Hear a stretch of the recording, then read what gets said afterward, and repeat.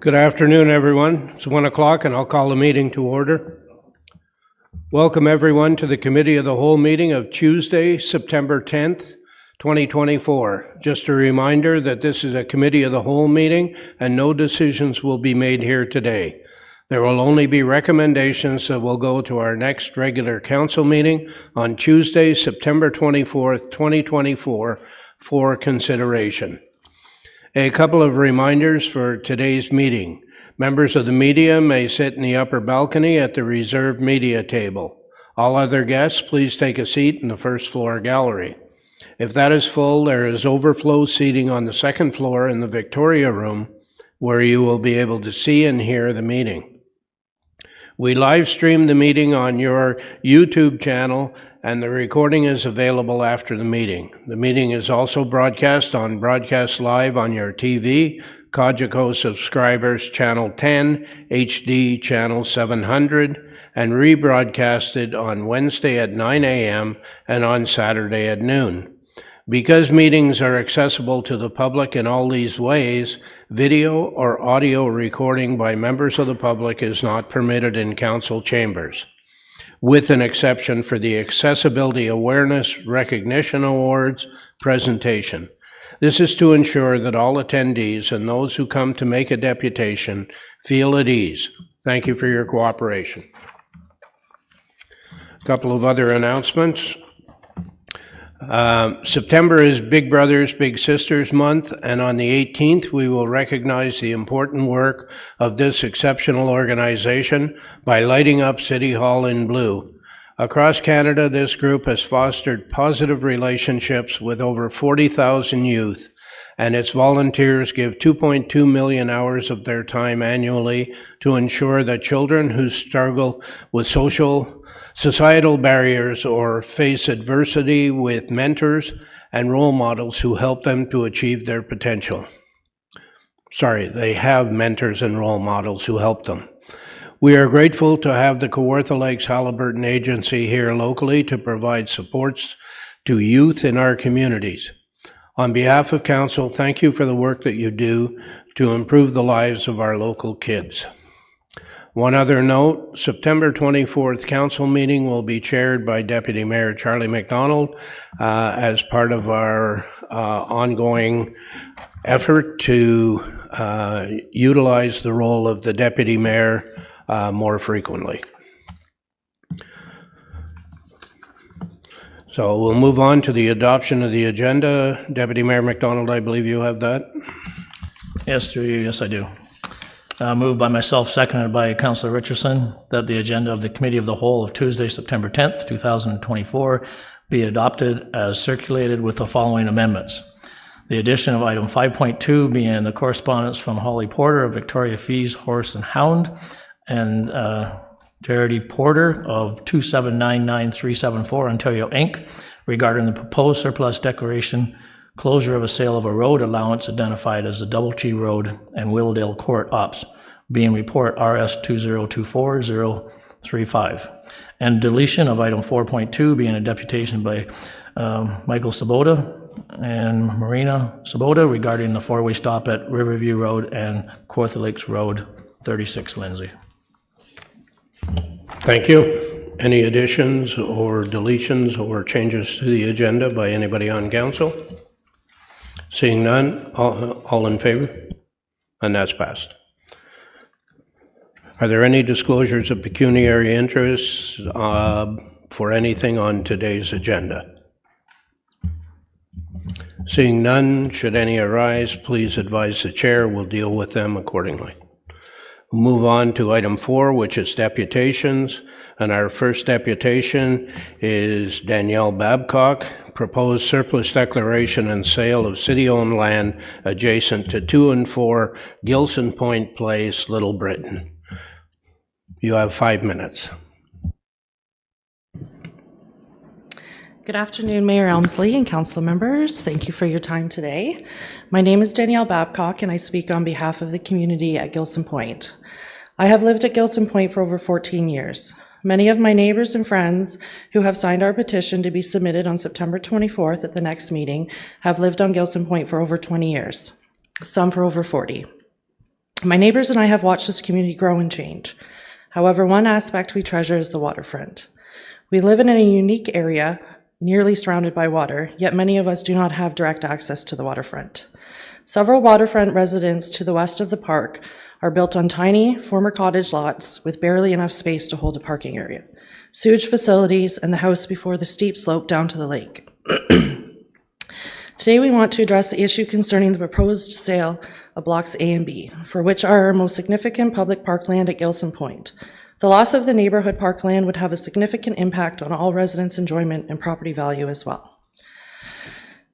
According to subdivision agreement A25297, dated January 10, 1972, 4 parcels of land, blocks B, C, D, and E, were conveyed for park purposes. As we understand, Block A was designated as a road allowance. These parcels of land were intended for community use, and for many years they have served that purpose well. In 2020, when 2 new homes were added to our community, lots 2 and 4, it was understood by all residents, including the new homeowners, that these properties were adjacent to designated parkland, not waterfront properties. Despite this, we now face the possibility of these blocks being sold as surplus land to the adjacent property owners. As a community, we strongly disagree with the sale of our most significant public parkland. Blocks A and B have been essential for those who live in the heart of Gilson Point without waterfront access, and as mentioned earlier, for those whose waterfront property is very small. This land provides space for walking, community gatherings, and children's play areas. Personally, this is my dog's favorite swim hole and a place to play fetch. It has allowed our community to maintain a vital connection to the waterfront, and we believe the land should remain public for the benefit of all. Selling this land would diminish our community space and drastically alter the dynamic of our waterfront access. The impact would not just affect current residents, but also the families who may relocate here in the future. By keeping blocks A and B public, the residents of Home 2 and 4 lose absolutely nothing. Their access and enjoyment of the properties will remain unchanged. However, selling these blocks would profoundly impact an entire community, leaving children, families, and future residents without access to the waterfront, a precious resource that has been part of our shared experience for decades. In conclusion, our message today is clear. Let's protect our precious Scugog waterfront ecosystem from encroachment, as the waterfront is not just an asset for a few, but a community treasure that must remain accessible to all. As our neighborhood grows, it is essential to preserve these public spaces, not for profit, but for the community's well-being. A city is for its people, and when you take away their access to shared spaces, you take away the soul of the community. Historically, in similar situations, council has determined this not to be in the best interest of a community, and we hope that you see this as a situation to be as such today. Let us keep the heart of Gilson Point beating strong by preserving blocks A and B for future generations. Thank you for your time and consideration. Thank you. If you just stay there for a minute in case we have questions from council. Sure. Can I get a motion to receive the deputation? Councillor Joyce, Councillor Warren, Councillor Joyce. Thank you, Mr. Mayor. Through you, I just, no questions. I just want to thank Danielle Babcock for coming to make the deputation. I'll have more to say about this later in the agenda. You're welcome. There is a report later in the agenda, so. Okay. But as we pointed out in the beginning, no decision will be made here today. It'll be referred to the council meeting on the 24th. Okay. Okay? Thank you. Okay, thanks very much. We have a mover and seconder, all in favor? And that's passed. Our next deputation is the proposed surplus declaration and sale of city-owned land being Lot 37 on Plan 139 relating to item 7.15 on the agenda. Katie Ullman and Kathy Hoffman, and I believe you're on Zoom. We can see you. You have 5 minutes.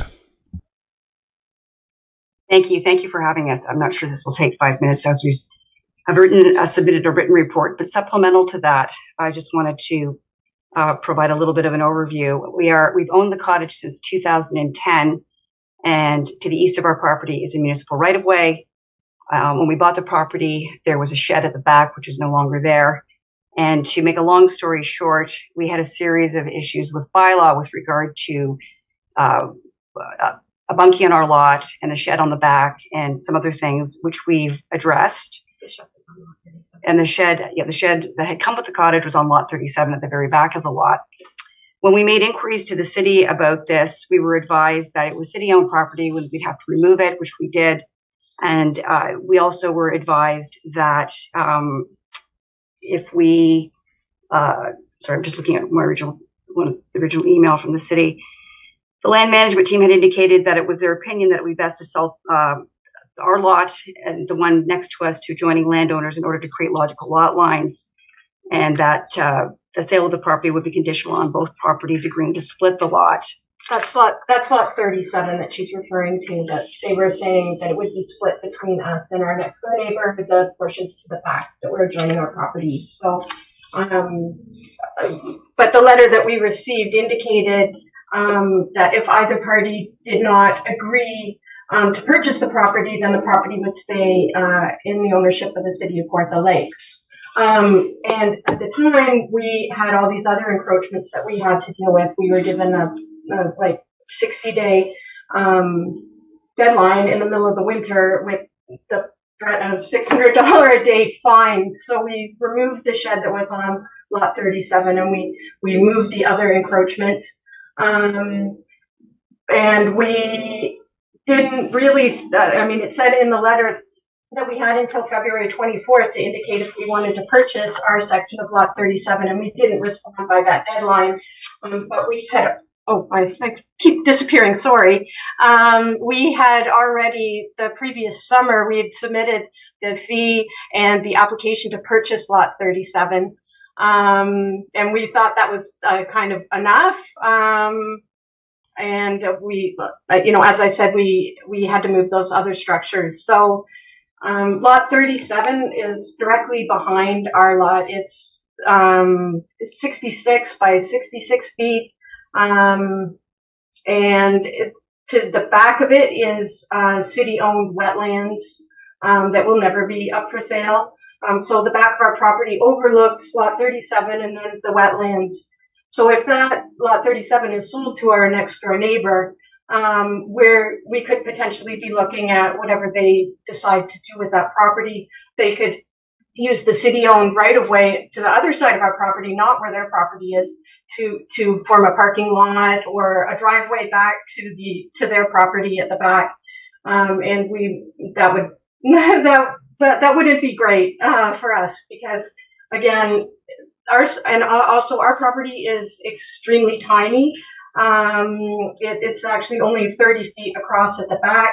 Our next door neighbor who wants to buy the whole of lot 37, he has a property that's about 5 times the size of ours. And it goes right to the back. So a splitting lot 37 between the two of us would seem to me to be the fairest option in this. And that's what Katie and I are requesting at this time. Anything else? Thank you. Thank you. No, thank you. I get a motion to receive the deputation. Councillor Perry, Councillor Ashmore. Any questions or comments for the deputants? Seeing none, thank you for coming and making your deputation today. As I say, there is a report later in the agenda, and it will be referred to the council meeting of September 24th. Thank you. Thank you. All in favor? And that's passed. Our next deputation is Shane Sauvé, high water bill for property located at 29 Wellington Street, Lindsay. And again, it's on Zoom. Are you there, Mr. Sauvé?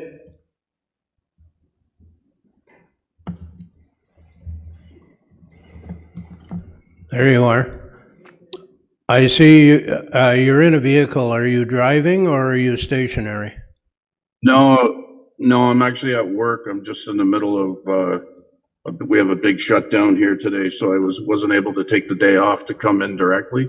That's okay. So I just snuck out into my car. Okay. So I just wanted to make sure the vehicle wasn't moving because we don't want you to be guilty of any traffic violations. Okay? So you have 5 minutes for your deputation. Please go ahead. Yeah, thanks for listening to me.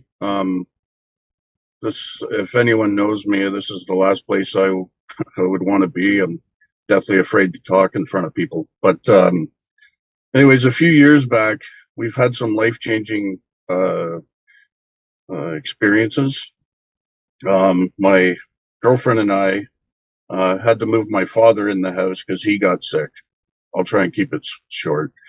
And then, so my place has 2 apartments, or a duplex.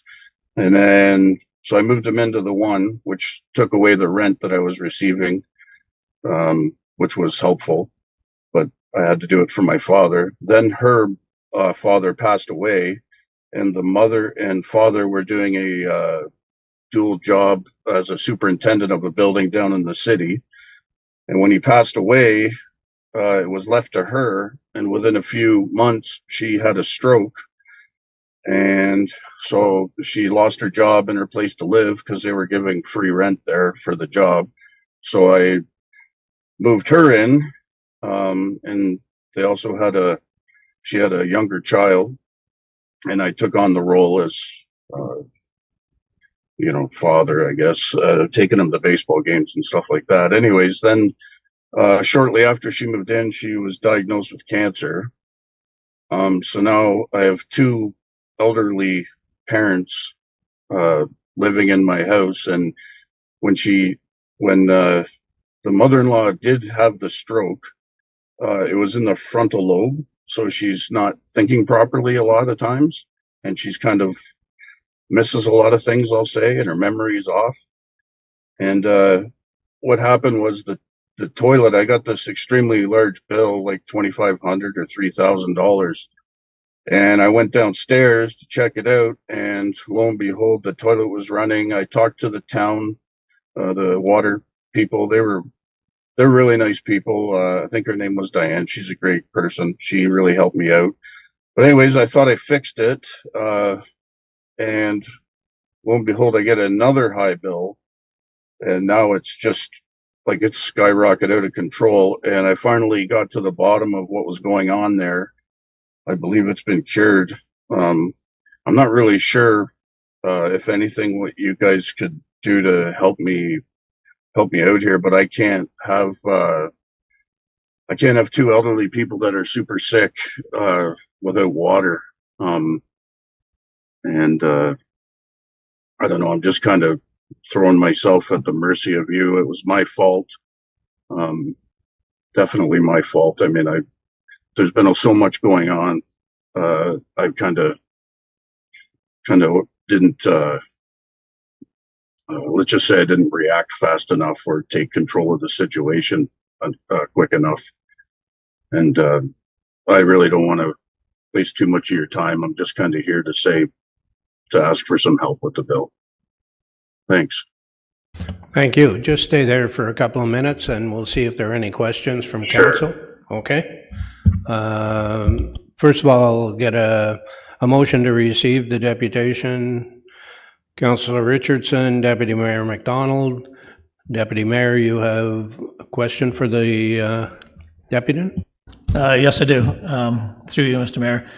Thanks, Shane, for Councillor Smeaton couldn't make it today. So he just wanted to let me know to thank you, and he feels sorry for all your troubles you've been going through. And no decision we made today, but it will probably be extracted at the next meeting, and we can deal with it at that time. Okay, thank you very much. I appreciate everything you guys are going to do, if you can do anything. Thank you. Councillor Joyce. Thank you, Mr. Mayor. Through you, just going forward, you've identified the problem and locked it down for no further problems?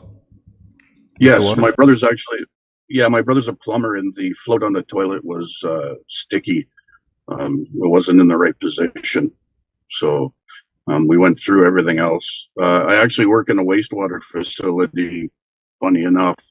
So a lot of my job is finding leaks and problems like this, which is kind of ironic. But yeah, it's all fixed. Thank you. Thank you. We have a mover and seconder. All in favor? and that's passed. Thank you for coming today, and as was pointed out, it will be moved to the September 24th council meeting for a decision. Have a good day. Thank you very much. Take care. Our next deputation is 4.5, Ms. Wailita Clark on traffic control measures for William Street North, Lindsay. Good afternoon, Ms. Clark. You have 5 minutes. Good afternoon, Mr. Mayor, members of council. My name is Wailita Clark, and I'm here to propound the need for a four-way stop at William Street North and Elgin Street in Lindsay. I've resided at 155 William Street North for almost 26 years and have practiced law for more than 34 years as an assistant Crown attorney, government counsel, and in private practice. William Street North from Wellington Street in the south to the end is 1.9 kilometers, and it's a long stretch of residential road where vehicles travel uninterrupted, picking up substantial speed as they go. This proposal is not a knee-jerk reaction. We started this process over 1 year ago, meeting with Councillor Smeaton. We followed policy and procedure, obtained the petition signed by 30 of our neighbors. We could have obtained many more signatures. Not a single person we spoke with refused to sign.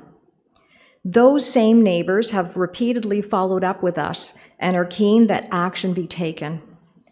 They want their concerns and safety addressed. I'm now turning to you, our elected officials, to act and implement the will of your constituents. There is no opposition. The traffic on William Street North has increased substantially. This proposal provides a safe way to cross the street for pedestrians, including school children, cyclists, seniors with walkers, and scooter users.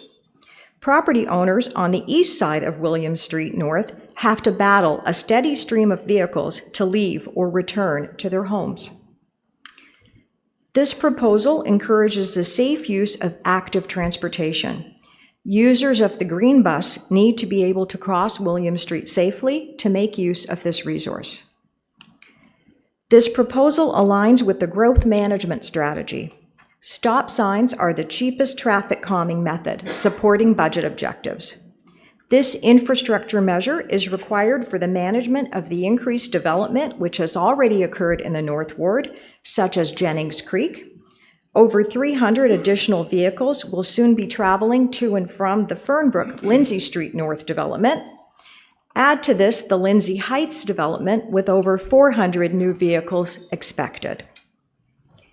The city has pledged the development of 6,500 additional dwelling units, which will further increase the volume of vehicles on William Street North and compound this dangerous situation.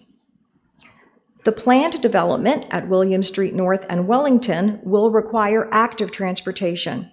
These residents will be entitled to access their neighborhood, including resources like the waterfront trail. The City of Kawartha Lakes actively promotes these recreational opportunities as contributing to the quality of life. It needs to facilitate access. We are welcoming young families and must give them safe streets. The speed board data, which you will see in the coming weeks, was obtained from only one location, north of the proposed four-way stop. Yet it showed a high volume of vehicles and the general operating speed in all data points exceeded the 40-kilometer speed limit, with a high speed of 88 kilometers per hour being recorded.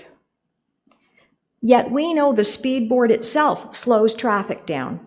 Drivers slow down when their speed is monitored. William Street North is a residential street like Victoria Avenue. Victoria has stop signs, which William Street North does not. Yet William Street North has a greater residential density. Traffic and map routing apps select the fastest route based on speed and stops. As a result, vehicles from Angeline Street North, both residents and visitors, are cutting over on side streets like Elgin and Orchard Park to access William Street to get to the fastest route to Highway 35, South, or Highway 36, rather than using Angeline to Kent or Colburn. Those streets were built to handle this traffic and have traffic lights. This compromises the safety of the children playing there and interferes with these residents' ability to enjoy their properties. There's also a community living group home on Elgin between William and Victoria. The behavior of drivers needs to be altered. From a legal standpoint, liability is based on foreseeability. Once someone is warned of a danger, they're expected to take action promptly to mitigate it. Mr. Mayor and members of council, the need for traffic control is here. The time to act is now. Thank you for your consideration. Thank you. Would you stay there, please, in case there are questions? Can I have a motion to receive the deputation? Councillor Perry, Councillor Warren. Questions? Deputy Mayor McDonald.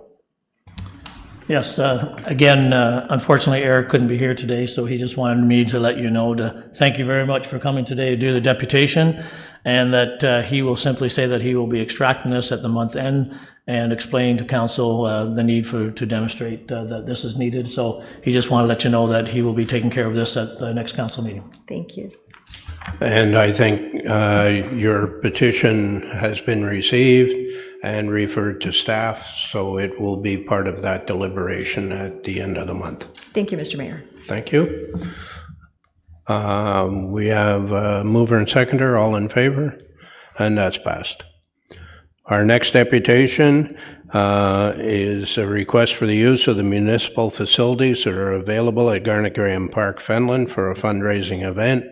Mr. David Robinson, you have 5 minutes. I'll keep it short.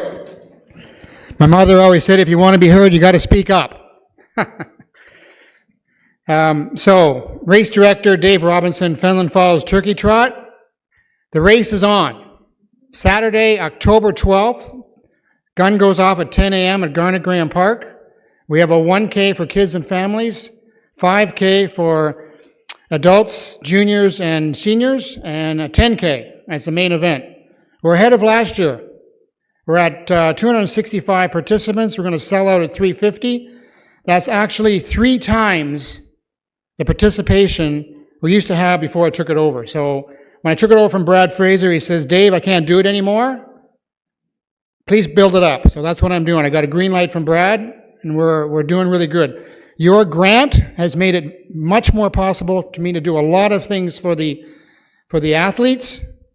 I get a lot of very good compliments, a few complaints. I'm going to show you something. This is the annual trophy. This is a piece of live edge Manitoba maple. It was finished with an acrylic, and I've got the loonie right in there, just like the way they do it in the hockey. So these are the names of the males and female, boys and men and women, of the 5K and the 10K.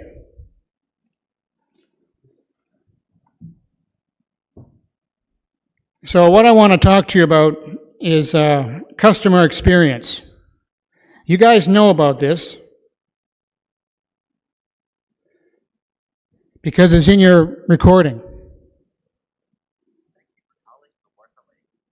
I don't think I can hear it. Anyway, it's right in your recording. You're talking about customer experience. So when somebody goes online to Race Roster and buys a ticket for my race, they're my customer. I want them to have the absolute best customer experience they can possibly have in the 2 or 3 hours they're with me. Part of that customer experience is the availability of the facilities at that park.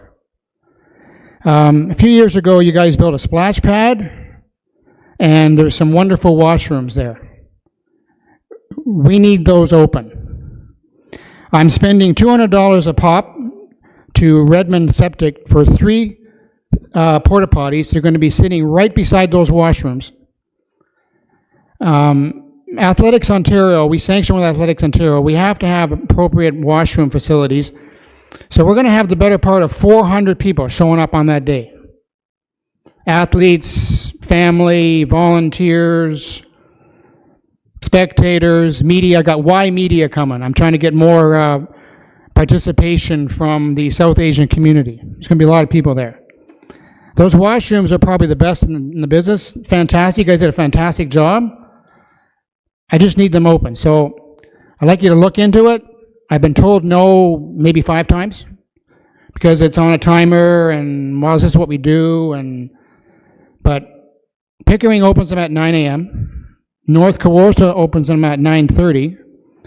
And you guys put on a race. City puts on a race called the Milk Run. It's a fantastic race. I've done it many times. It starts at 8 a.m. I've done it many times. The first thing I do when I roll in is I hit the washroom. I go into the arena, go to the washroom. Then I warm up. Just about every athlete that does that, that's what we do. So there's a gigantic crush of people.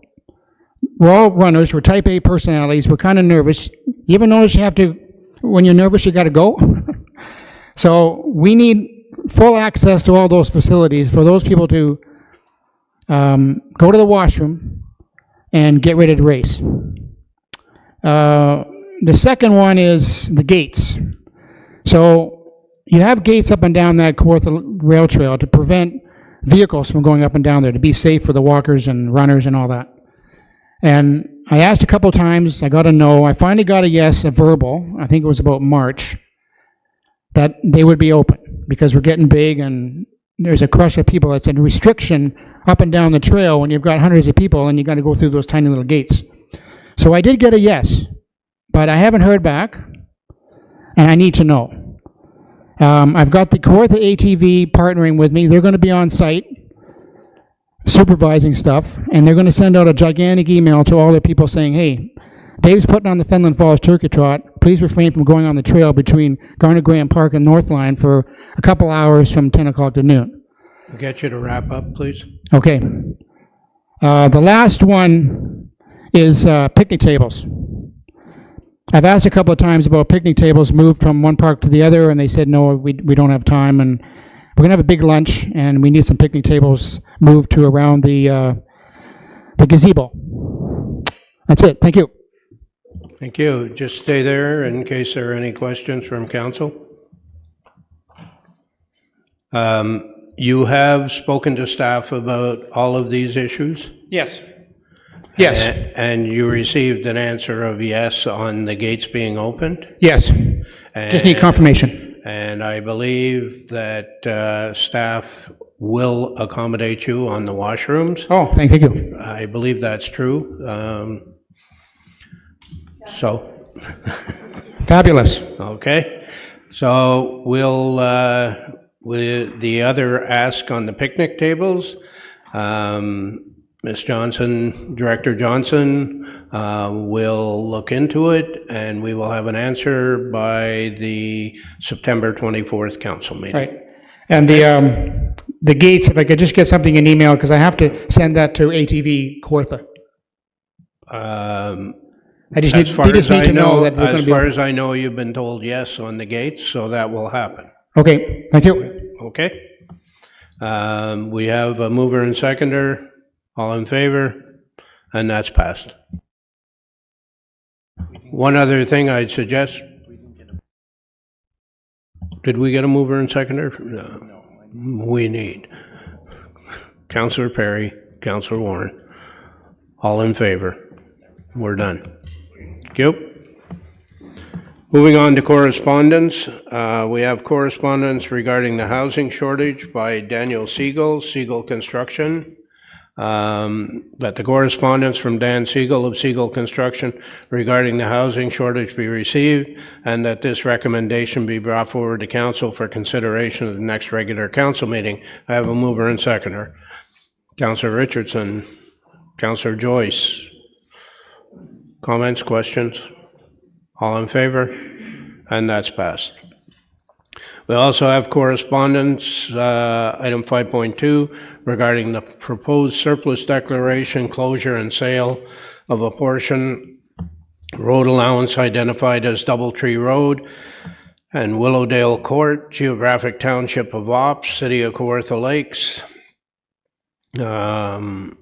Holly Porter, Victoria Feed Horses and Hound, Inc., and Charity Porter, 2799374, Ontario, Inc., that the correspondence from Holly Porter and Charity Porter regarding proposed surplus declaration, closure, and sale of a portion of the road allowance identified as Doubletree Road and Willowdale Court, Geographic Township of Ops, City of Kawartha Lakes be received, and that this recommendation be brought forward to council for consideration at the next regular council meeting. I have a mover and seconder. Councillor Ashmore, seconder. Deputy Mayor McDonald, all in favor, and that's passed. Move on to presentations, and that's item 6.1. We have CAO Ron Taylor, Ms. Michelle Corley from Human Services, and Aaron Sloan, Municipal Law Enforcement and Licensing. Whenever you're ready, folks. Great. Thank you, Mr. Mayor, and to members of council. Want to just provide some introductory sort of remarks on the topic that staff are going to present today, which is in regards to our encampment response protocol that is developing and ongoing. And as you are all aware, homelessness and the presence of encampments is a growing reality right across this province, right across the country, and Kawartha Lakes is no exception. Homelessness is a growing community concern, and the traditional long-standing practice of immediately evicting people sleeping in our public spaces has proven to not only just simply move people and the problem sort of down the line, if you will, or to another location, but it's not a solution. Nothing is being solved. As a municipality, as a community, and we are the local service manager, we are all obligated to provide services to all of our residents, our neighbors, our families, our friends, our co-workers, whether they're homeless or not. And so today you're going to get an update and information on our coordinated and multidisciplinary response to encampments. Our approach reflects significant legal changes. The landscape is changing almost monthly surrounding encampment responses that are occurring right across the country. So we're learning from this collective response. In its objective, we want to make sure that whatever we're doing, that we continue to emphasize a housing first response, which is inherent in our sort of community DNA. And we want to respect human rights as part of this. So as you can appreciate, this is not an easy solution. There's not a single silver bullet that's going to fix this. It's going to require all of us, all of our partners, and we're going to have to keep learning, and we're going to adjust, and we're going to respond in a proactive manner. I do want to commend our staff. I want to commend you. I want to commend community partners and service providers. Even just over this year, post-pandemic, whatever timeline you're looking at, everybody has come together, and there has been a collective response to homelessness and encampments, and especially locally. A lot of it is happening in the background. It's still going to happen sort of in the background, but we're certainly committed to it. And our collective work has only begun. So Michelle Corley, the Manager of Housing, and Aaron Sloan, Manager Law Enforcement and Licensing, they're going to detail to you our response to date. And where we're going and learning and expanding on our response. And following this presentation and update, our team, and it includes Director of Human Services, myself, and staff, will certainly answer any questions that we can. And so with that, Mr. Mayor, thanks for the opportunity to introduce the item. I'm going to turn it over to Michelle and Aaron. Thank you.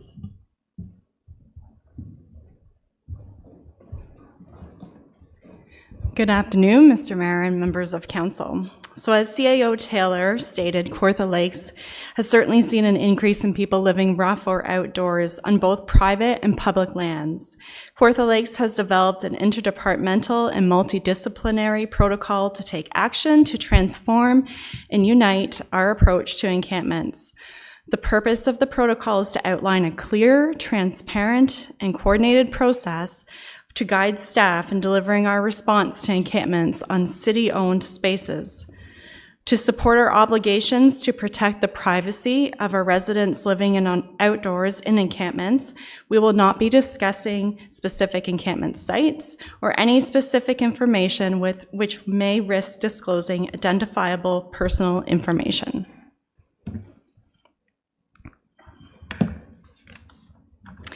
Today's presentation will provide council with a glimpse into the work that staff and other key stakeholders have focused on during the development of the protocol.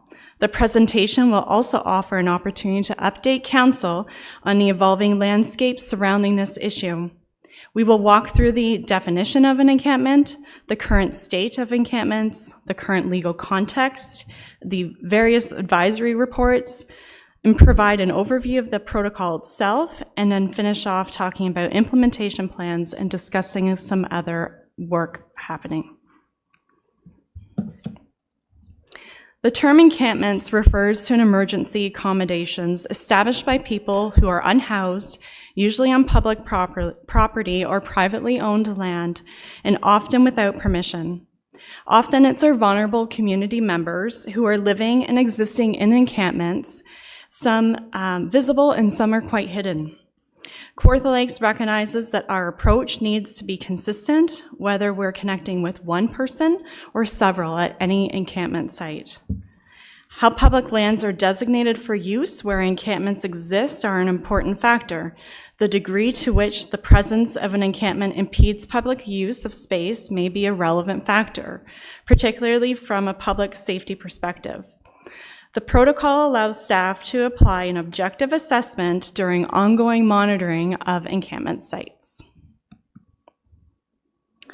As of September 6th, there are at least 56 people experiencing unsheltered homelessness in Kawartha Lakes that we're aware of.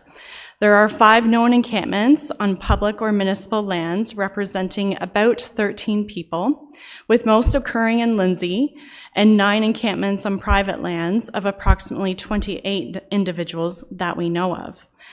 The others are more transient and not necessarily staying overnight at the same location. It's also not uncommon for us to see the same people each year experiencing unsheltered homelessness. Additionally, we do see significant seasonal fluctuations in the number of people living outside. Most do find indoor space during the winter, but often it is not appropriate, but they do their best to take shelter from the winter. Much like other communities, we do not have enough resources to meet our needs. Now I'll pass it over to Aaron. Thank you. Courts across the country have found in case laws building that encampments cannot be removed under trespassing or camping bylaws if there is a lack of reasonably available, suitable alternative indoor spaces to shelter, and in particular overnight. The rulings have stated that doing so would violate unsheltered residents' rights under the Canadian Charter of Rights and Freedoms. An Ontario Superior Court judge has found that a municipal bylaw, specifically in the region of Waterloo, relied on to evict a homeless encampment violates Section 7 of the Charter of Rights and Freedoms.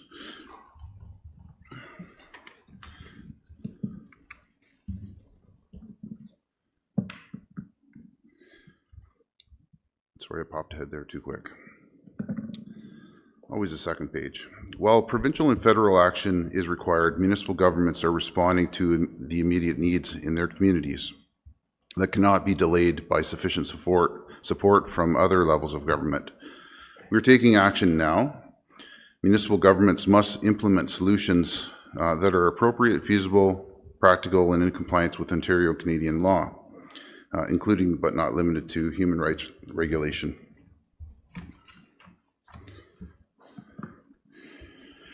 An evolving legal landscape in the increase of guidance from different sources and how municipalities should respond to homeless encampments has been closely followed during the development of our local encampment response protocol.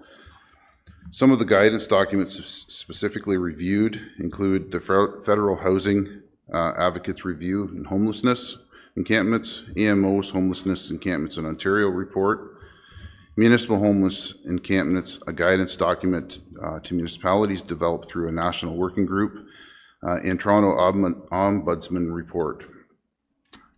So we're also looking to our municipal neighbors who are also experiencing encampments and creating processes. The general structure of the protocol was adopted from the City of Toronto's protocol that we're using and adapted for a more rural environment.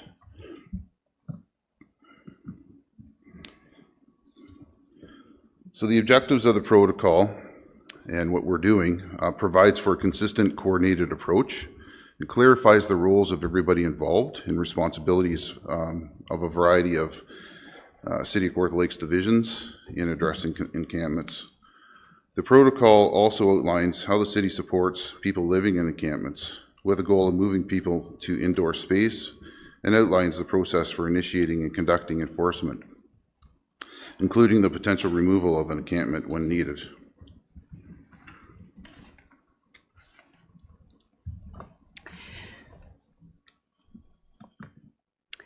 Themes and principles guiding our work included the use of a human rights, needs-based, and compassionate approach.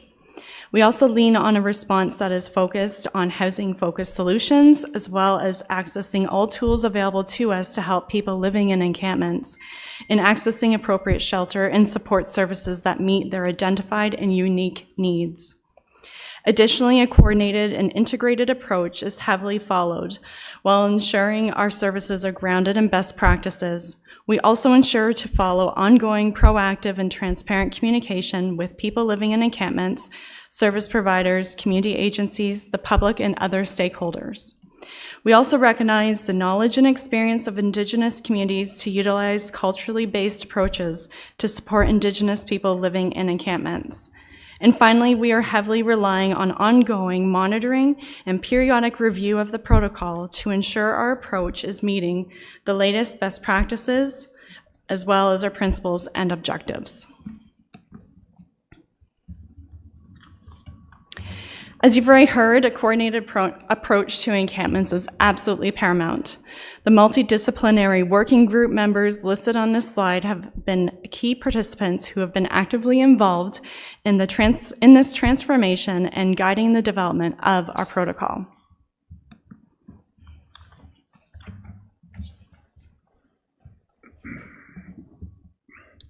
So the new encampment response approach leads first with supports, predominantly provided by the city's homelessness outreach team.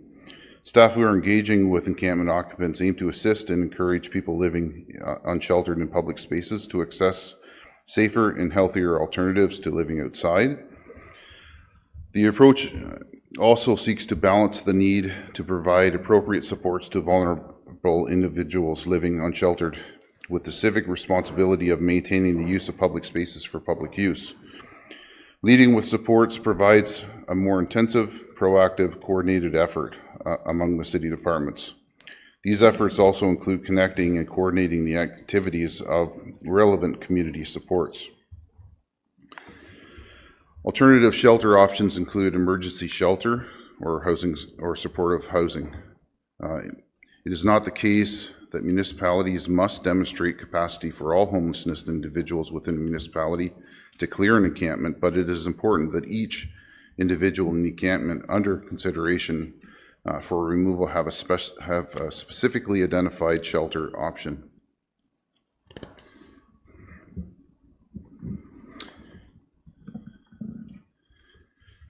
In many circumstances, it's anticipated that over time individuals will be assisted in securing better alternatives than sleeping outside and will voluntarily vacate public spaces, making enforcement unnecessary. To respond to the needs of homeless individuals, the supportive approach initiative is delivered on a case-by-case basis and focused on a site-by-site approach. Enforcement will occur after all support efforts have been attempted and without success, provided that the individual has been provided adequate notice and that he or she is required to vacate a public space. In the event of exceptional circumstances, however, intervention may be required earlier to address serious public safety concerns.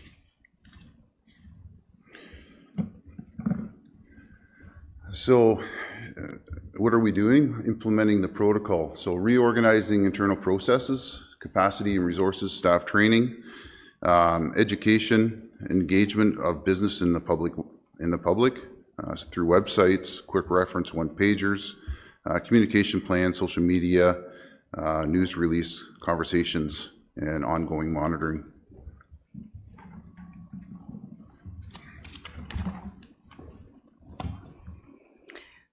So as Aaron mentioned, there's a lot of public education that we'll be focusing on as we roll this out.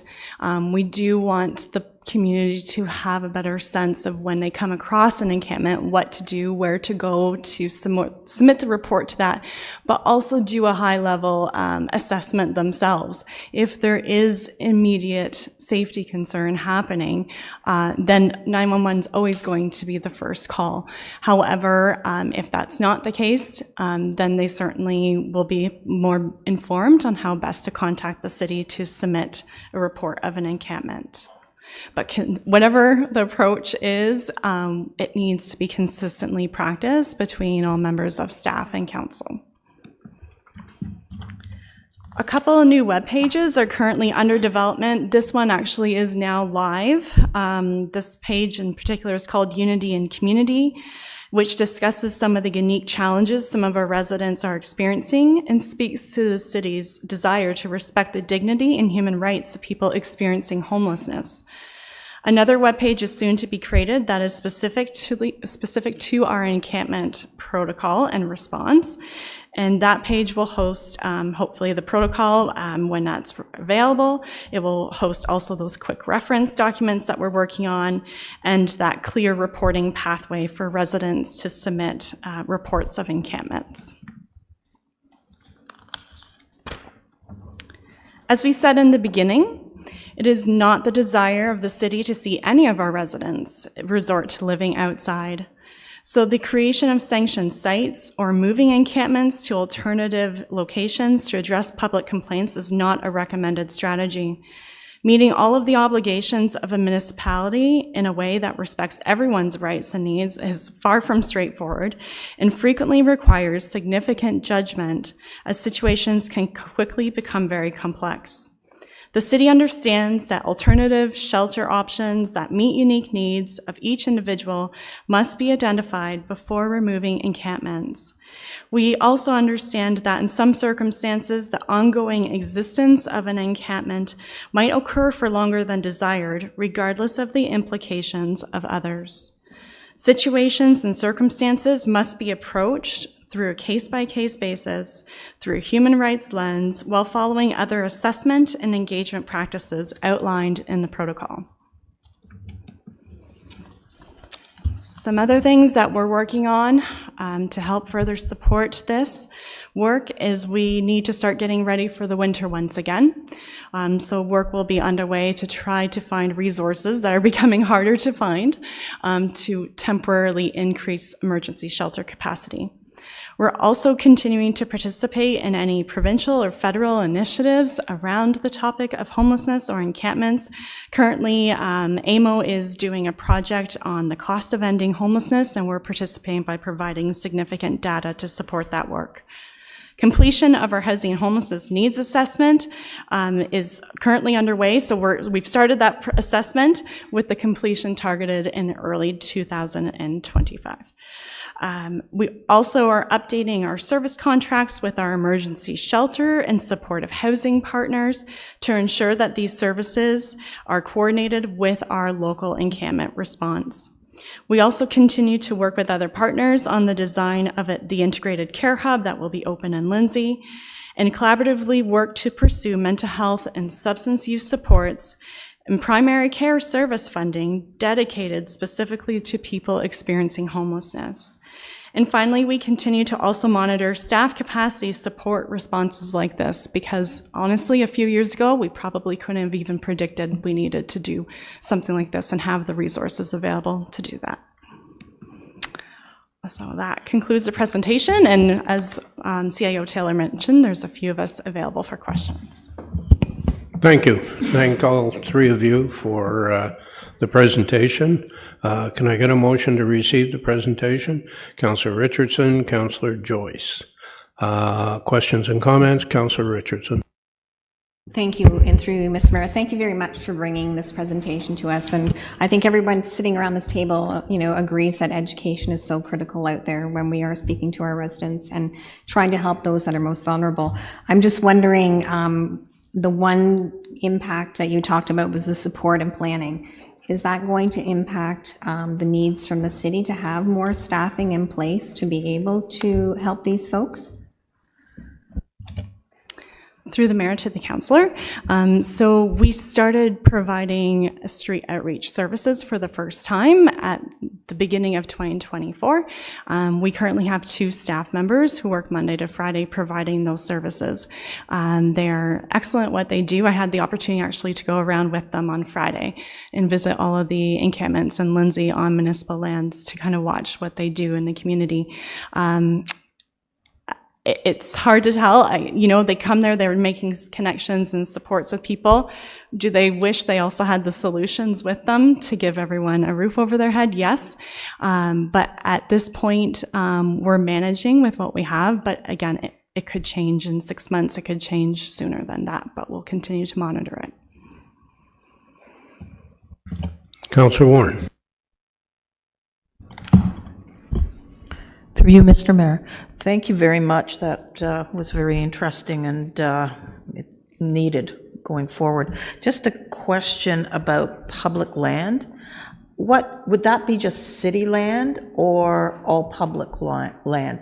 I had a couple issues this summer on Trent Severn property. So would that take in that kind of land also? Through the mayor to the councillor. So public land, we're considering municipal property specifically, so city park, city property. If there was an issue on Trent Severn, then we would engage Trent Severn in that conversation as well to make them aware, but they would have their own protocol in place to deal with that on their own property. Through you, is it possible to get those protocols and maybe work together? Because you did talk about maybe working together with other entities. Through to the mayor to the councillor. So, and that's a great question. So, we started out with a small group to develop this conversation in-house and see what we're doing, and we've slowly expanded that group out. So, it would make sense to include them in the conversation going forward. So, the short answer to that is yes. Deputy Mayor McDonald. Thank you, through you. Yes, no, definitely, there's definitely a growing concern in this community of this and so on, but I get asked quite a bit because I've been involved with a couple of issues this summer and so on. And I noticed that when you noticed there, you said everybody must be treated, the encampments, with dignity, respect, and kindness, and I agree with that 100%. But what about the people living beside the encampments and the people going to the parks and so on? Don't they have the right to be, with dignity and respect and so on? And with that, what happens when the law is broken? What is the protocol there? Because there's laws being broken, and I just want to know, because lots of times we've had a couple instances this summer that the police come and they say, no, it's bylaw comes and they say it's human resources, and it just kind of goes around in a circle. And it seems to be, nobody seems to have the answer. So, and I'm not even sure if you guys have the answer today, but I think that's something that you should be looking at, that if the law is broken, there's got to be some kind of protocol to deal with the people breaking the law. They would deal with it with us if we break the law. It has to be dealt with that too. Through the mayor to the councillor. So, and that's a great question, and you're right. We did have some issues this summer that came forward. And part of our process here is to engage with those services around the criminal activity. So the police services, any other activities that might involve fire services or emergency services. So we're working. What we've learned over the course of the summer is how to better communicate with each other. So that's happening. So certainly if there is locations that are raising concerns, then depending on the situation encountered, we'll bring in that additional service to have that conversation. Street, and speaking about criminal offenses, that's outside of the scope of my interaction, so we would involve the police service or recommend the public to involve the police services directly. The second part of your question is engagement to the public. So we are within this protocol working to better engage and put information out for council and for the public to learn from what it is that we're seeing. There is a large amount of stigma that's attached to having an encampment close by or in your neighborhood. It doesn't always mean that there's criminal behavior happening. It's kind of not in my backyard. People just don't want to see, you know, a situation of a person being unhoused. Yeah, thank you for that. I'd just like to see when you start doing some investigations like that is what is the protocol when the law is broken? Is it just a call to the police? But there's got to be more to it than that. There's got to be more.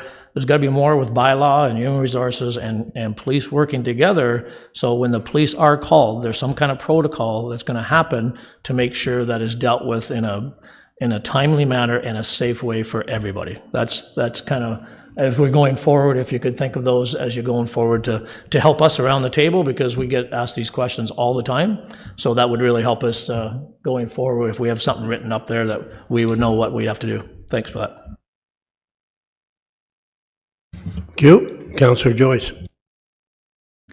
Thank you, Mr. Mayor. Through you, I got 2 comments and 2 questions. My comments first is just want to thank the Social Services Department for the great work that they do. Councillor Joyce, can I interrupt you for a minute? I didn't see that the Director of Human Services had put on her light, and I think maybe she wanted to say something to Deputy Mayor McDonald's point. Thank you, Mayor, and sorry, Councillor Joyce, not to trump you, but to also pick up on a side that Councillor McDonald spoke about too was certainly if the citizens or the neighbors who are encountering those living unsheltered, if there isn't kindness, passion, and respect as well reciprocated, that's where a call as well to the Human Services Department is something we would follow up on. That's where we will continue to monitor, do that outreach, and go out and visit these individuals too, because respect, kindness, and compassion goes every which way, and it's not just usually 2 people in these incidents. So I wanted to include that component as well. Sorry, Councillor Joyce, for interrupting. Yeah, no problem. Should I repeat that? Second, thank you. Anyways, no, I just wanted to put that out there because it's a very difficult job, and I think they do, with the resources they have, I think they do a phenomenal job with that. The other comment is I'm really happy to see you are connecting with the Indigenous community. When we were at the Roma conference almost last February, there was a talk on homelessness, and an Indigenous leader got up there saying how important it was that it's a different approach for our Indigenous peoples. So that's good. My questions are, on page 4, you showed some 2023 stats. I remember a conversation with Director Faber, but that was a long time ago. It seems like a lot more are living rough a year later. Can you just kind of elaborate roughly the growth aspect? Through the mayor to the councillor. So don't quote me on these numbers, but a couple of years ago, you know, we would see at the height of our warmer months about 30 individuals experiencing unsheltered homelessness. Last year, hitting between 40, 45, and now obviously you saw the numbers for 2020. Where are we for 2024? So we're increasing steadily. Our housing and homelessness needs assessment that's underway that I mentioned. It's going to be a really great tool for us to help us strategically plan going forward for affordable housing, because we're going to be able to demonstrate some scenarios. If we build this is how it's going to impact our homelessness projections. If we do this is how it's going to look like on this side. So we're going to try to do more of a deliberate intention to do some more planning on and projection on that, because it's likely, unfortunately, not to get better. Unfortunately, you're probably right. Thank you. My second question is, you have an outdoor encampment, it's decidedly unsafe for whatever reason, but all indoor shelters are full. What do you do? I'm assuming it's an unsafe environment, so we have to move them. I guess they just go to another outdoor location that is deemed more safer? Is that what the response would be? Through the mayor to the councillor again. So the objective of the protocol is to try to find a shelter option to meet the unique needs of the individual. So there actually may even be space available at the shelter, which almost never happens. But if it doesn't meet their specific unique needs, then we actually still, eviction or enforcement of the bylaw is not our immediate next step. You've said if it's, movement is required if it's deemed unsafe. So I'm putting that, here's we have a situation, it's deemed unsafe,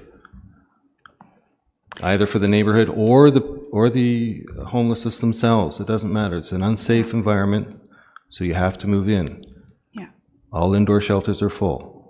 What does your protocol say? We go and do that enforcement, but as CIO Taylor noted in the beginning, effectively, if we don't have any of the resources, we can move to have that person removed from that specific site, but we have no control where they're going to pop up again. And so we're really just kind of moving people around and around. So you wouldn't suggest, could be just one street over. Like, you wouldn't suggest an alternative place? Yeah, so it's challenging to start making suggestions when we already have a bylaw in place. And there's a lot of language in some of the guiding documents too that we are reviewing also that speaks to the fact that we have different further obligations to actually put into place. If we're directing people specifically where to take shelter, we can make recommendations and suggestions for people to move a little bit, but going further to really direct it puts us in a bit of a different legal situation once again. Understood. Thank you. Thank you. Councillor Ashmore. Thank you, Mr. Mayor. And thanks, Aaron and Michelle, for all your work.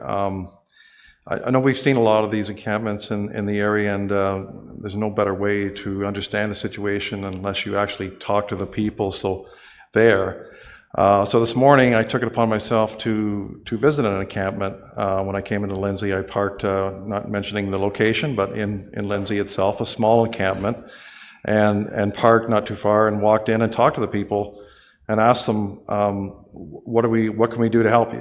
What's the city doing? The city's been great. They've been very compassionate, very helpful, which is great, and I wanted to reiterate that and let you know that.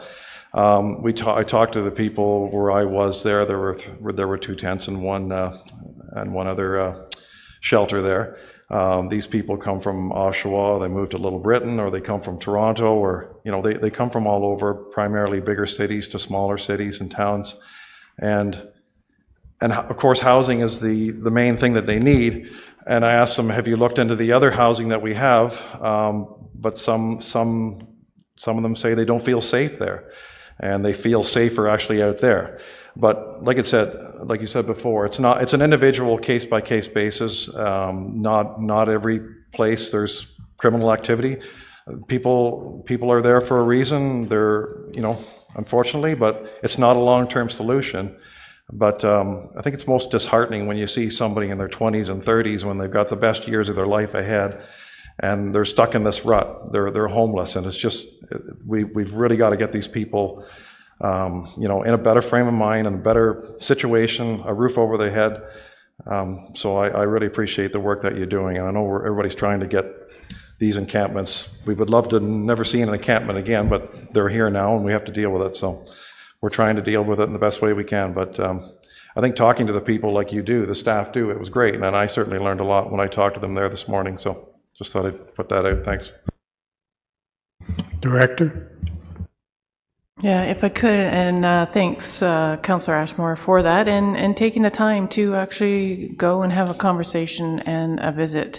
I just wanted to acknowledge, actually, our outreach workers are in the council chambers today, sitting upstairs, and certainly to hear what all are saying is very appreciative, because the time, effort, and energy that they put onto the ground, as well as our other team members with bylaw, with Parks and Recreation, with fire, with ambulance.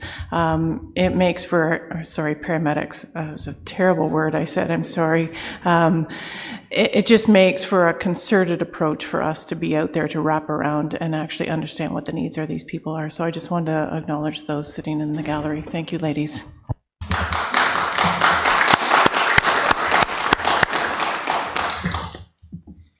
Thank you, Director. Councillor Perry.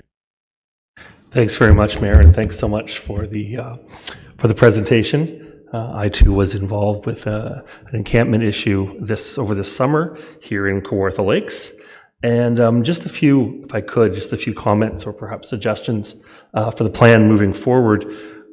We hear things like homeless people and residents. Those are labels, right? They're not who people are, who we are as individuals. And we all have a variety of vulnerabilities. We all come from different walks of life.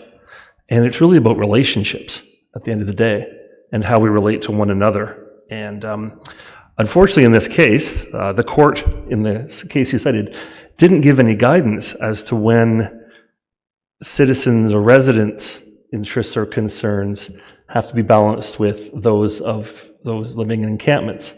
Right? The court was silent on that because the case involved a parking lot, if memory serves. That said, we don't necessarily need the court to do our work for us, and it's great to see this plan emerging. A few things, though, that I'd like to just mention briefly. One is about, one thing I did find kind of absent, if you will, was the voice or inclusion of residents in the plan. In terms of their voice, their concerns, their potential vulnerabilities as well, so that we actually have a relational plan that meets everyone where they are. Also, what I found this summer too is I'm wondering if perhaps some timelines can't be built into the plan. Within what period responses will be done, within what time residents will be notified of what's happening. Those kinds of things, because I know in the case I worked with, I think it went on, longer than 6 weeks, and residents were becoming frustrated over that period of time. Time really contributed to some of the acrimony that was involved in the situation, where the residents that I talked to really were of good faith, understanding that people are in need and people are homeless, but nerves frayed and wore thin over the time that it took for them to, as they perceived it, to hear back or to know what was going on or to be informed or to hear back. So perhaps some timelines could be built into the next iteration. And also, I have a few suggestions around the Indigenous piece, and perhaps we could meet about that before this, if this is coming back to council, or to help the internal working group move forward. Thanks very much. Thank you. Any other questions or comments? Just thank you for the presentation. Thank you for all the work. And you folks, thank you for what you do day in and day out. We do appreciate it. We have a motion to receive. All in favor? And that's passed. Thank you. Did you want to take a break, or did you want to continue on? What do you want? More? Okay. Moving on then. Consent matter, what? Oh, all right, take 5. 220. 220.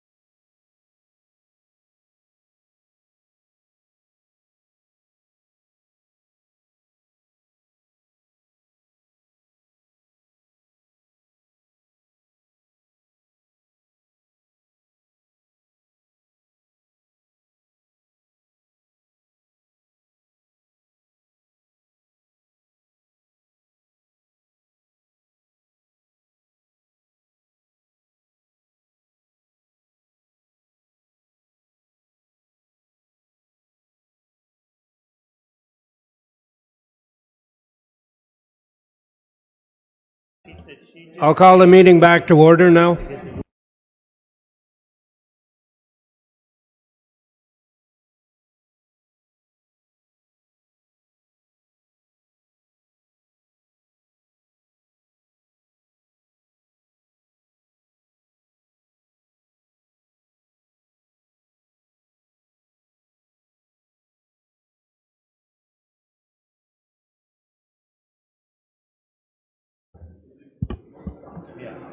Okay, folks, moving on in the agenda, we have consent matters.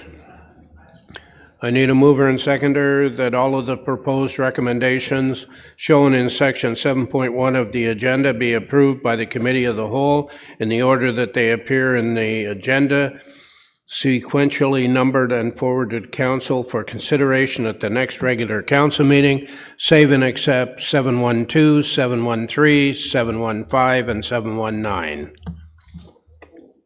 Mover and seconder, Councillor Joyce. Oh, no. Seconder, Deputy Mayor McDonald. All in favor? And that's passed. Mover was Councillor Joyce, seconder was Deputy Mayor McDonald. And that's passed. First extraction is 712, which is the proposed surplus declaration, closure and sale of portion road allowance identified as Doubletree Road. Councillor Ashmore, you have that one. Thank you, Mr. Mayor. Just what I was just going to ask is that this particular property, will it go back to, maybe through you to whoever can answer it, land management, or just determine who, a process where you have more than one person that's interested in that property for various reasons, like they would like to explore the opportunity of purchasing it. My understanding is it lies between the two properties that are owned by the folks who are interested in it, and it doesn't abut anybody else's. No, but at one time that was the main entrance into that Willowdale Court, and there was one business that started there, and their issue is that they're going to lose visibility from Highway 35, and that they were the first business there, and they would just like the opportunity to participate in the process to acquire that, to have the fairness to go through the process of getting an appraisal done and putting an offer in, and council can decide which way they want to do it. That's all they were asking for.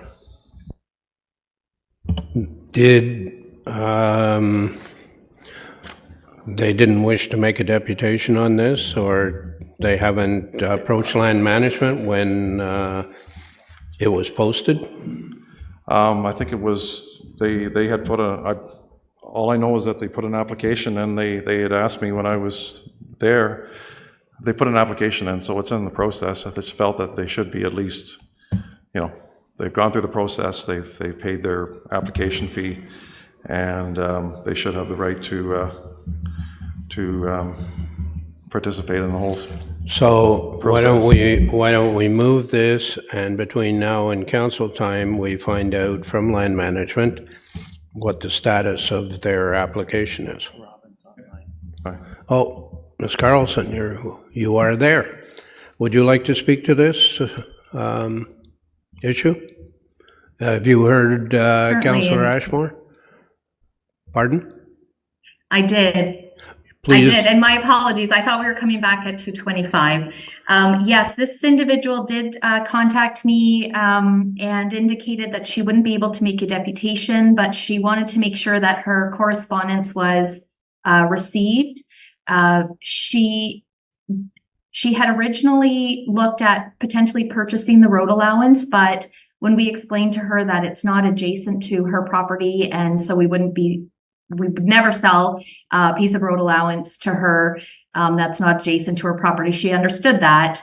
Her concern was more that she wanted the road allowance to remain in city ownership so that there wasn't an amalgamation of the road allowance with the north and south properties into one large property, and more specifically concerned with a lack of frontage. So that if all three developed into some building as opposed to continuing to have crops on them, that people wouldn't be able to see her property, which is in behind, because of a building in front.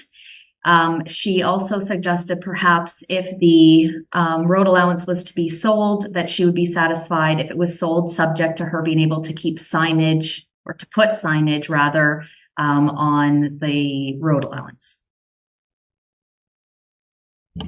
So if we go ahead and move this to council, would she be available for a deputation, or would we in any way, shape, or form look to ensuring that she could have signage and visibility?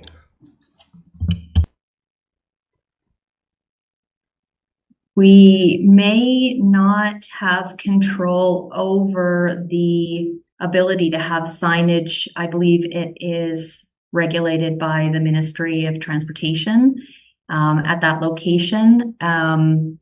It would not be something that we have entertained in the past,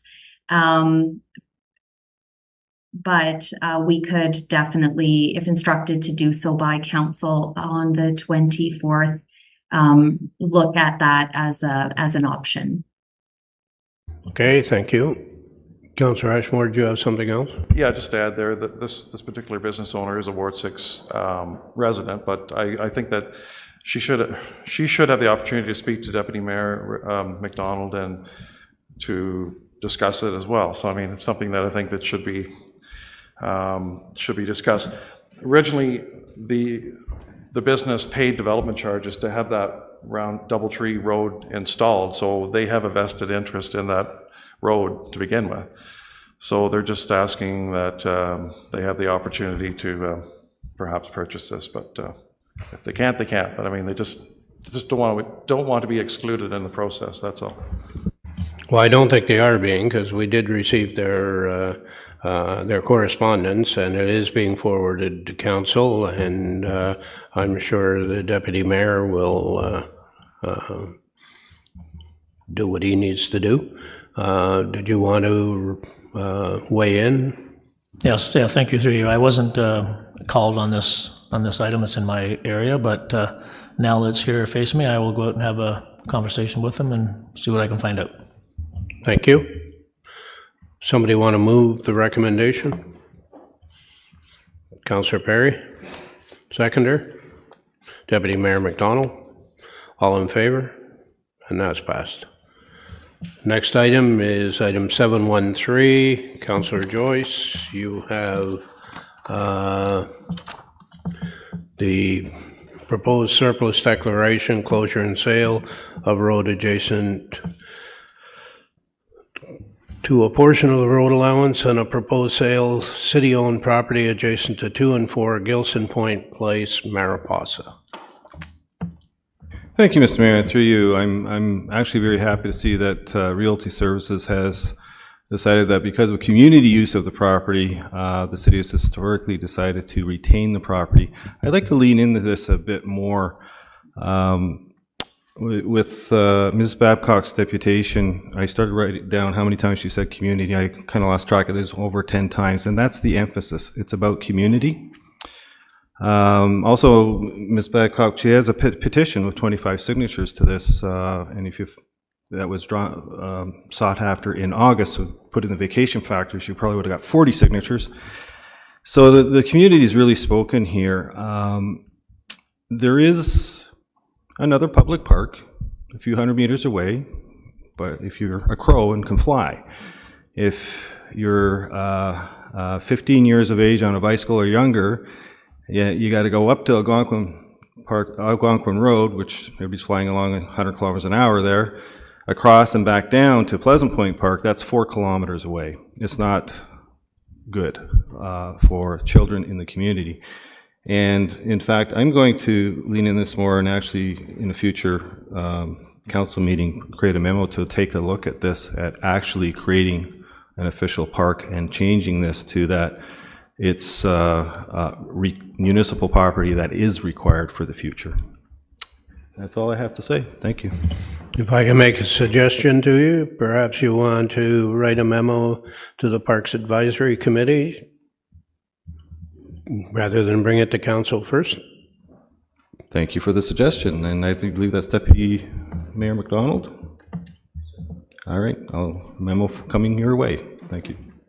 Thank you. So do you want to move the recommendation? Yes, thank you. I move the recommendation. Got a mover, seconder, Councillor Warren. Anybody else? All in favor? And that's passed. The next extraction is item 715, proposed surplus declaration and sale of Lot 37, Plan 139 Rose Street. Thank you.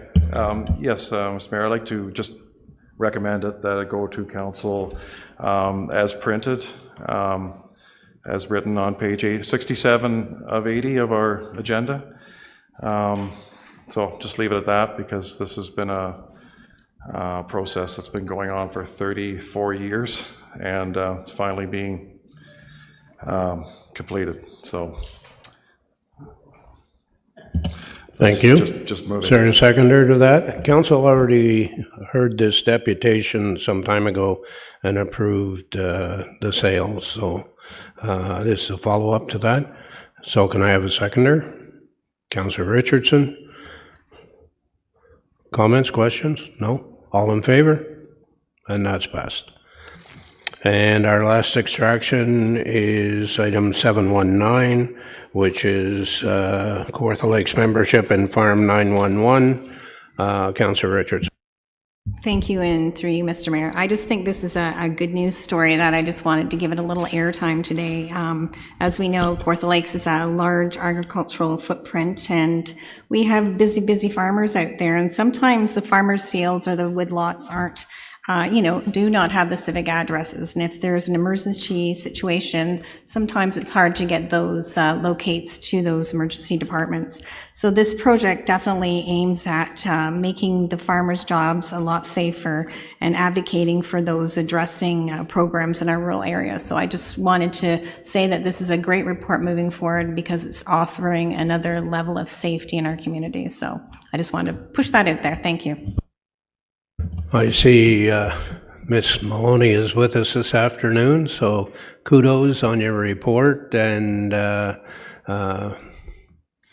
looks like a good news story going forward, and hopefully it will help some folks, and I don't want anybody to get hurt, but maybe it can save a life down the road. Thanks. So you're moving that. Got a seconder, Councillor Joyce. All in favor? And that's passed. Thanks again. To you folks, you're welcome to stay for the meeting. We're very happy to have you. Your item was dealt with and moved to the council meeting of the 24th, and the recommendation from council is that it go through as recommended, not to be sold. So good news for you. You're welcome. Thanks for coming. We're on to memorandums. We have a memorandum from Councillor Warren regarding becoming a willing host for solar and wind development. Councillor Warren, do you wish to speak to it?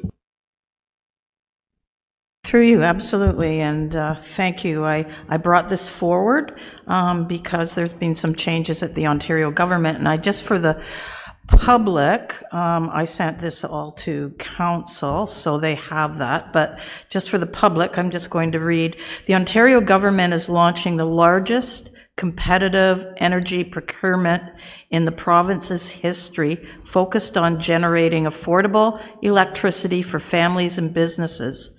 This builds on the province's plan to procure up to 5,000 megawatts of energy through a series of procurements to help foster economic prosperity and meet the growing demand for clean and reliable energy. The government announced a plan of action for more affordable energy, supporting Ontario's diverse supply mix, including nuclear, hydroelectric, renewables, natural gas, and biomass.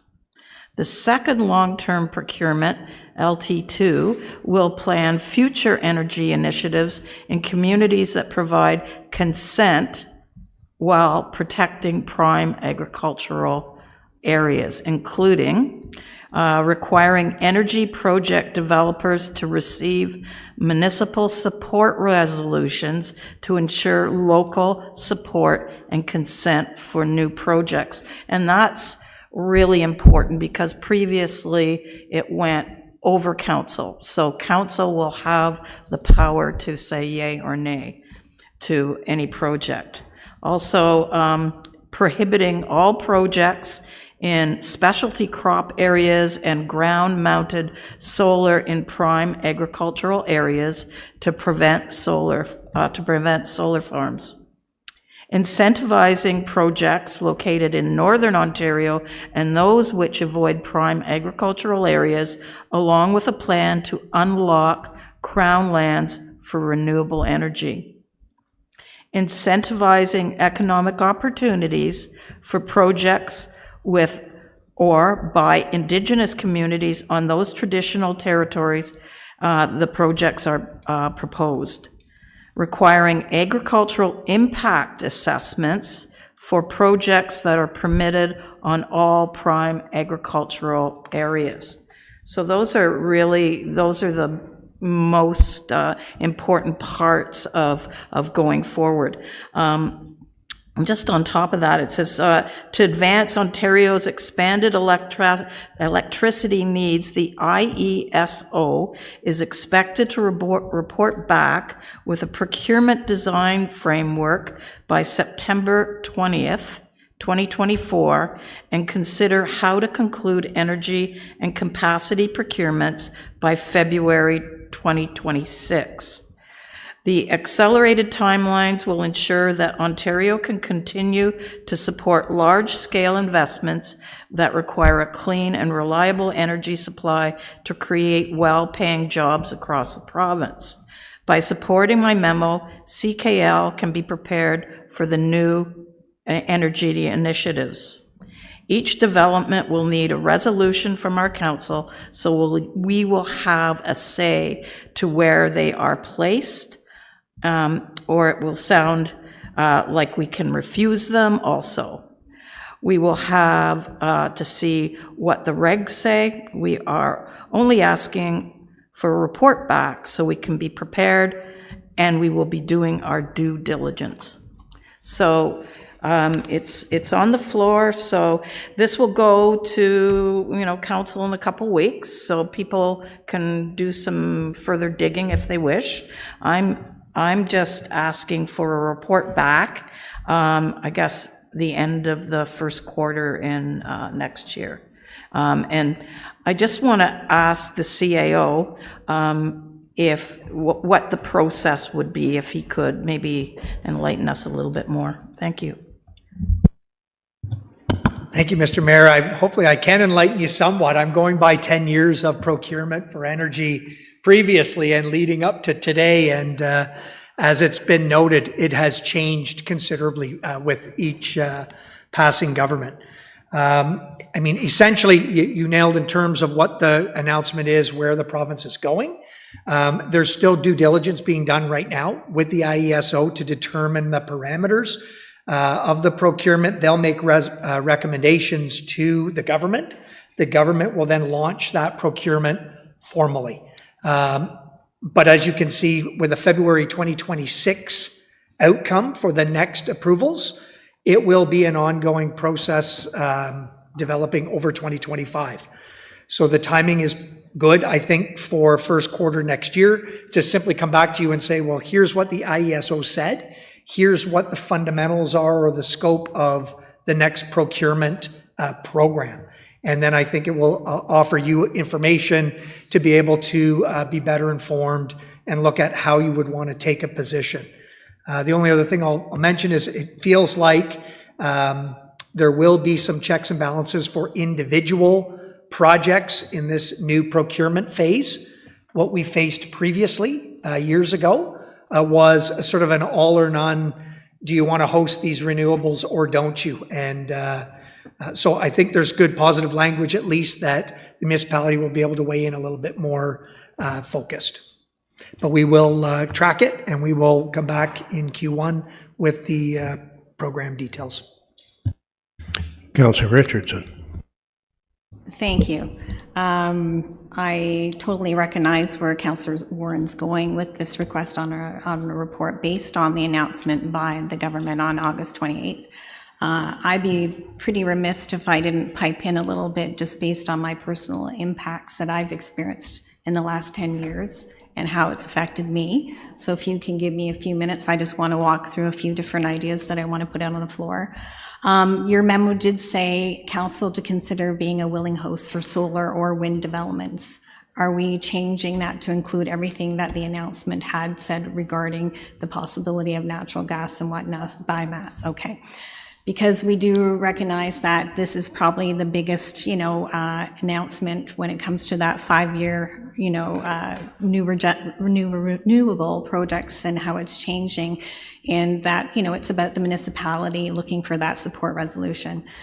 I also want you to take into consideration when you're looking at this report is where do you think these projects should go in the city of Kawartha Lakes? Are we looking across the Kawartha Lakes as a whole? Because right now, I've got the hair on the back of my neck standing up because right now Manvers has existing infrastructure when it comes to turbines. But I can tell you right now, we don't want any more turbines in our area. So I want that to be taken into consideration. Don't forget there's transmission lines that are an additional piece when it comes to any renewable energy project. So this is another environmental impact that we need to consider. Councillor Warren, in your rationale, you stated that this is a revenue generator and about job creation. I just know specifically these are specific projects with specific contractors. So that report should try to reflect what those revenue generators could possibly be for the municipality. You've asked for my support, and when I reviewed it, I have to tell you, it took me a few times to go through it. And, right now, there's currently 157 municipalities that are not willing hosts. Nothing has changed in the regulations when it comes to these noise limits or setbacks. So we're looking at the same project because the province hasn't said what they are not doing. There's that risk of wildlife and disturbances to our aquifers. I live in the Oak Ridge Moraine where it's hard to build a shed, but you can build a 200-ton wind turbine. So those are concerns that I have sitting from watching and listening to this memo as well, because we do need to be very conscious how we move forward. Like, where are these locations? What do we see the infrastructure is going to be? What are the benefits to the community? These are hard questions that we need to ask, because when I'm looking at what was announced on the 28th, nothing has been changed. Nothing has been told. We're making a decision right now based on an announcement, and I have issues with that. I'm asking the councillors that are sitting around this, absolutely, you're asking for a report to come back from the city, but I'm asking the councillors to actually reach out to any of those folks that have been impacted by wind or solar farms in the Kawartha Lakes within that 10-kilometer. It may not affect those folks outside of the 10-kilometer, but let me tell you, it does impact those inside. I currently am a 585 meter from my house, 350 meters from my house, building of our office. And I'm telling you right now, I have to sleep with a fan in my room every night because we have sleep disturbances. There's rooms in my house for a 2 to 3 hour day that you can't be in that room because of the flicker, because you're in a strobe light. And you know what? We have farms that are surrounded, and we can't work 2 to 3 hours in some of these farms because of the vortex from those turbines. So I do recognize that we're talking about all different kinds of renewable energies, but I really want this council to take a hard look when it comes to looking at the wind as an option for this municipality, because I really do struggle. Because willing means we're ready, we're eager, we're ready to do something. Not willing means we're reluctant. And right now, I'm telling you, I'm super reluctant just because of past experiences. And I'd be not representing my residents by saying, yeah, let's go for this. I'm asking this table right now that we need to be cautious when we do move forward. Very, very cautious, because I didn't have a choice, and I'm not willing to let any of the Kawartha Lakes not have the choice either. Thank you. Thank you. Councillor Joyce. Thank you, Mr. Mayor. Through you, I thank you, Councillor Richardson. That's I hear your passion loud and clear. I was just going to simply say I can't support wind either. I am completely against wind turbines. Always have been, always will be, for a variety of reasons. I was just going to suggest friendly that you strike out the and/or wind, but just throw it out there. I can't support it as it's written now. Thank you. Thank you. Councillor Ashmore. Mr. Mayor, and I want to thank the councillor for bringing the memo. I firmly believe councillors should have the right to bring the memo in, but Councillor Richardson had said, like, first of all, your personal impacts are really important. I know where I am, like the solar implications of the devastation of the land. I live in between 2 solar farms, which have changed hands about 4 times. They're owned by California companies now. The topsoil that was scraped off that land is just phenomenal, just the destruction of it. I guess what people are scared, and we saw people come in here 10 years ago. They're literally scared, and they're scared now. What potentially could happen? I really would like to know what the definition of a willing host is. Does that mean willing host of? Does it mean that we're accepting a balanced approach, like when we had the Minister of Energy, the Mayor, and Bob Cajun last 2 weeks ago about the Enbridge gas? Are we saying that we can't have gas or any new things like that? Are we not allowing a balanced approach? Are we willing hosts for nuclear waste? I mean, who knows? We could be willing. If we say willing host, you're basically rolling out the red carpet for anything that could come here. So I'm pretty hesitant to have a broad definition here that's not defined, and we don't want to open up wounds like we finally healed, I think, or mostly healed, but it's going to be a tough one here to sell this one. Anyway, I'll leave it at that. Deputy Mayor McDonald. Yeah, thank you, through you.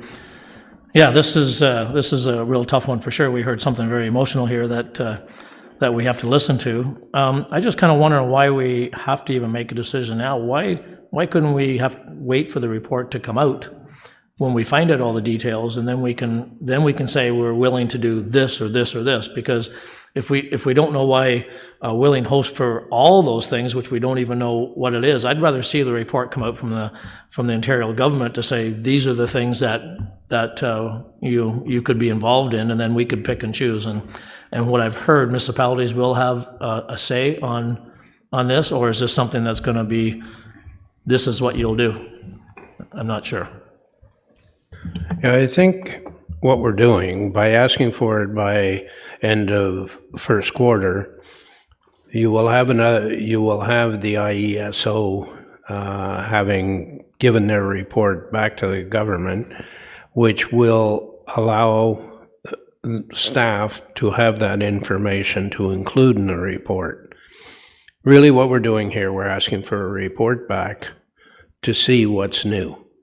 If when that report comes back, we don't like what's in it, we don't like how it's looking, then obviously we don't have to become a willing host. And to Councillor Ashmore's point, it may give us information on what is a willing host. So I think doing this and getting a report back just gives us more information, and that's all we're looking for at this time, is to get some information. We're not looking to move this forward. We're not looking to put in any more wind turbines or any more solar farms or anything else. We're just looking for information.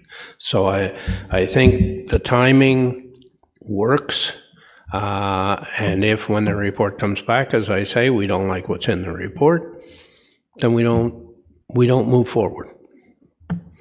Yeah, one other question then, like, to be a willing host, though, what's it matter then whether we send a memo now, whether we're a willing host or whether we're not? What does it matter? Because why would we say we're a willing host before we even know what the program's all about? Why wouldn't we just wait for the program to come out and then we say we're a willing host? What would be wrong with that? We're not saying we're a willing host. We're saying we want to report back to see if we want to become one. Well, the memorandum says becoming a willing host for soil and wind development. That's what. Yeah. It says for council to consider being a willing host. The report includes information and options for council to consider being a willing host for solar and or wind or natural gas and biomass. So it is covering the whole gamut, and it's just giving us information. I think after 10 years, and this new initiative, and the fact the IESO is going to advise the government early in the new year, and we're getting a report back at the end of the first quarter. And if that information is not forthcoming, then the report can be moved back to the second quarter or whenever that information becomes available. That's my take on it. So I don't know if that answers your question or not. I'm just confused though why we're putting this forward when we're waiting for a report. That's the only thing my concern is. So Maybe if I could just clarify through the mayor, previous iterations of the procurement have asked the municipality to weigh in and say you're a willing host or not. And Kawartha Lakes has opted to do that. They did it in 2013. It was reiterated then project by project following. That is still on the books, and you may be comfortable with that. The intent, as I read it, is simply to review the current procurement program and see what's new and different. I think it would be in your best interest anyways, because some of the positions you took 10 years ago as a council may not even be applicable to this new procurement process. So all I think is being recommended is let's size it up, let's see what it is, and then you'll have information and options to be able to support a particular kind of procurement or development, or any and all, or none. But as of right now, this would not change the current positions of this council, which was adopted by past councils, which is not being a willing host for wind projects. That's currently on the books today.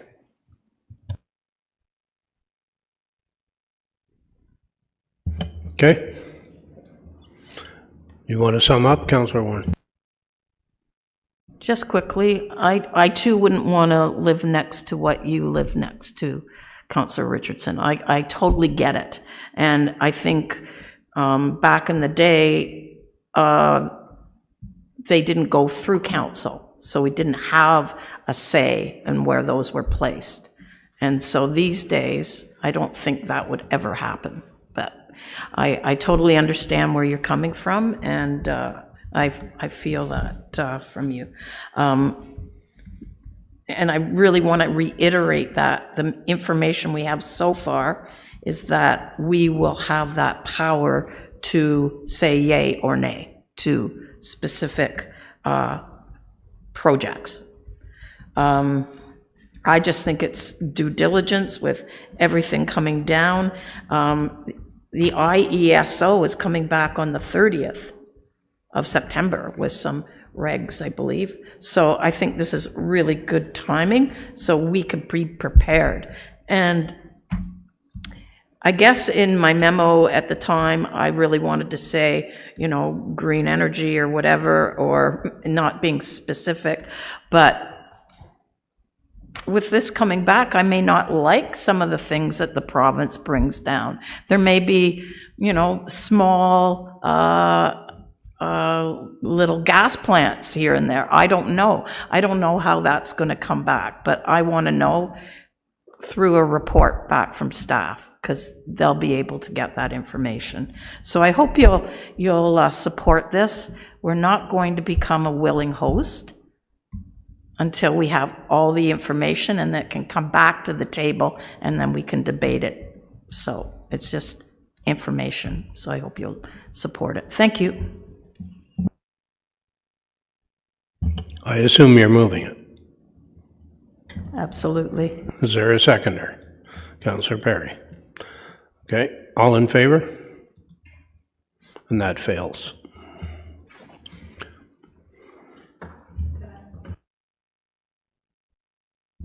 Recorded vote, sure. Do we have recorded votes in committee of the whole? I don't think so. No, you can't have a recorded vote in committee of the whole, but it will